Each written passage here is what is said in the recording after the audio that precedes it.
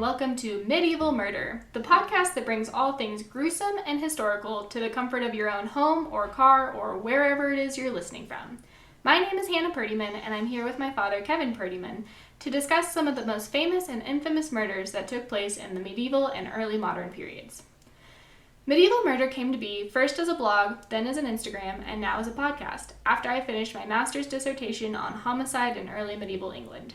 The podcast will feature some of the most famous murders in medieval history, some mini-episode series on different types of medieval murders, and interviews with historians and history enthusiasts alike.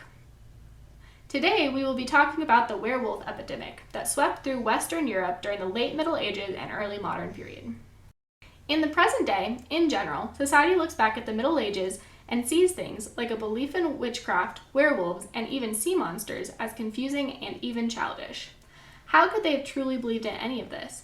That is what this podcast will be discussing, the truth behind the legends.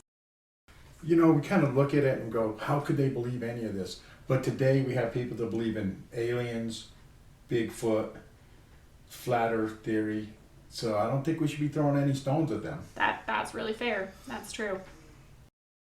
In the 13th and 14th centuries, Christianity had brought forth a more widespread belief in God and the devil. Medieval authorities were still executing people for witchcraft, but a different form of the witchcraft than we think of today. Instead of flying broomsticks, the witchcraft of the Middle Ages was causing harm through occult means. This was known as maleficium in Latin, which translates today to mischief. So authorities were persecuting individuals for their crimes of maleficium, not necessarily because they thought they were our stereotypical version of witches today. So that being said, I know we're talking about werewolves today. But what kind of mischief were they creating? What was considered witchery and why? So the witchery that I've looked at specifically has been cursing people to death, cursing a situation. It could be using their agreement with the devil to unlock doors, to kill people, that kind of thing. So did you find any substantiated truth behind any of it? Well, we'll kind of look at that today where, serial killer, werewolf, witch, old cranky woman, that kind of situation. Okay. Yeah. The concept of a werewolf was thought of in a similar fashion to witches as they were being influenced by Satan to commit wrongdoings. However, throughout the Middle Ages, many, including priests, physicians, and monks, believed that lycanthropy, becoming a werewolf, was actually a form of madness or mental illness. Paul of Aegina, a Byzantine physician, wrote, "Those suffering from lycanthropy go out during the night imitating wolves in all things, and lingering about tombs until morning. You may recognize these persons by these marks. They are pale, their vision feeble, their eyes dry, tongue very dry, and the flow of the saliva stopped. But they are thirsty, and their legs have incurable ulcerations from frequent falls. Such are the symptoms of the disease. You must know that lycanthropy is a species of melancholy." So, at this time, what they're kind of describing is a party animal. How much alcohol was going on at this time in history? So, water wasn't necessarily sterile or safe to drink at all times, so instead they would drink beer. Beer had gone through the fermenting process. Yes, the fermenting process, and whiskey had gone through the distillation process, and so they were safe to drink. So a lot of times instead of water, people were drinking kind of a more watered down beer. Okay. So it rampant alcohol. So we got rampant alcohol, maybe combined with mental illness. It would explain some of those frequent falls and stuff. But anyway, but they did, what's it called? Lycanthropy. So they did believe in it to a certain extent. Some people did, others believed it was a mental illness. The people who claimed to be werewolves supposedly believed in it. Okay. Yeah. So between 1450 and 1650, there was a sort of werewolf epidemic in Europe, similar to the witch hunts of the same period, although on a much smaller scale.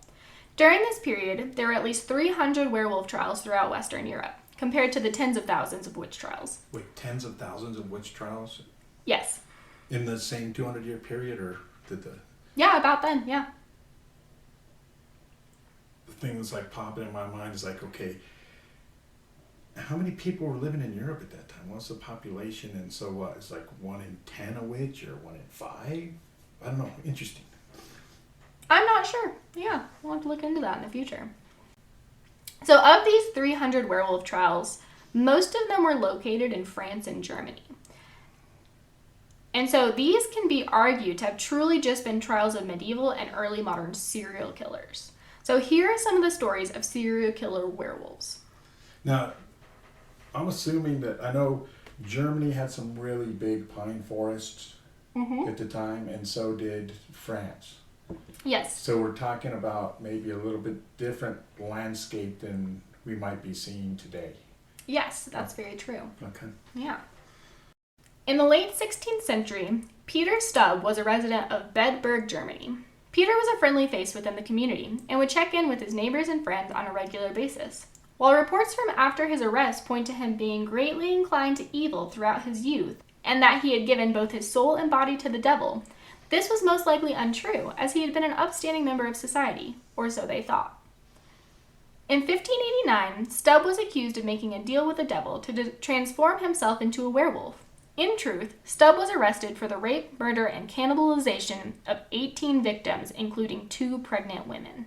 So, did people see him in the form of a werewolf?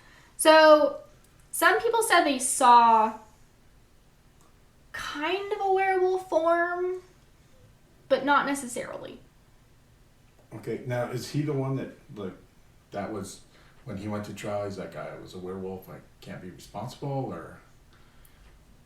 I don't know if he said he couldn't be responsible, but he did claim that he was a werewolf. But 18 people? 18 people. And 2 pregnant women? Yeah. And he ate some of them? Yeah. Oh. Yeah, it's a bad time. So, the 16th century report of Stubbs' crimes claims that through his pact with the devil, he was given a magic belt that would transform him into a werewolf so he could more easily murder and eat his victims. Stubb was seen escaping from his last murder by 2 hunters who apparently saw him in his human form because he had slipped the belt off during his attempted escape. Stubb was apprehended by the hunters and taken to the town magistrates. So did they find the belt? Any indication of that? No, I don't think they found a belt. That would be an interesting relic for a museum. Yeah, werewolf belt. Werewolf belt. But getting back to the cannibalism, I mean, you know, every throughout history there's like different standards. Was that something that was kind of that went on, that was accepted?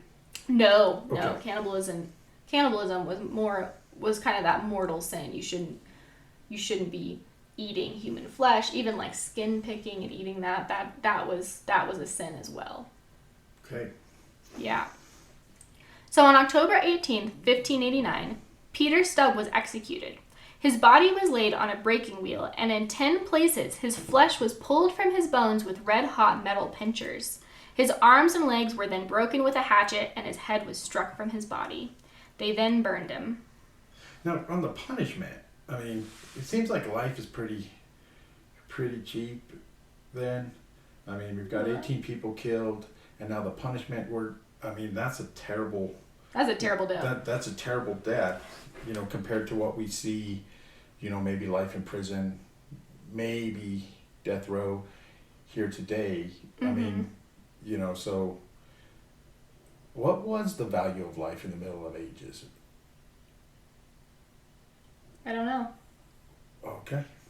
I don't. It just seems interesting to me. I mean, today we really want to give people their rights and respect them, and this guy, he obviously didn't respect anybody, so he killed 18 people, and then they put him on a wheel and broken. Red hot metal pinchers. I mean, that would be a deterrent for me, man. Well, and I mean, they didn't want to let him continue to murder and cannibalize these people, so it's easier just to kill him. Yeah, but it's a pretty... Is it? Yeah. It's a pretty intense way to go. It is. So, okay, sorry about that. Yeah. A little over 60 years earlier, in France, 2 men were also accused of being werewolves. Pierre Burgot and Michel Verdun, who were known as the werewolves of Poligny. It was claimed that they had also made a deal with the devil so that they could transform into werewolves and indulge in their homicidal tendencies. Supposedly, the pair killed a woman who was in her garden, a 4-year-old girl who they later ate, and 2 other young girls whose blood they drank. Both men were arrested and executed in 1521 for their crimes. That's crazy. Yeah. Another man, Jacques Roulet, was arrested after murdering and cannibalizing a 15-year-old boy outside of Angers, France.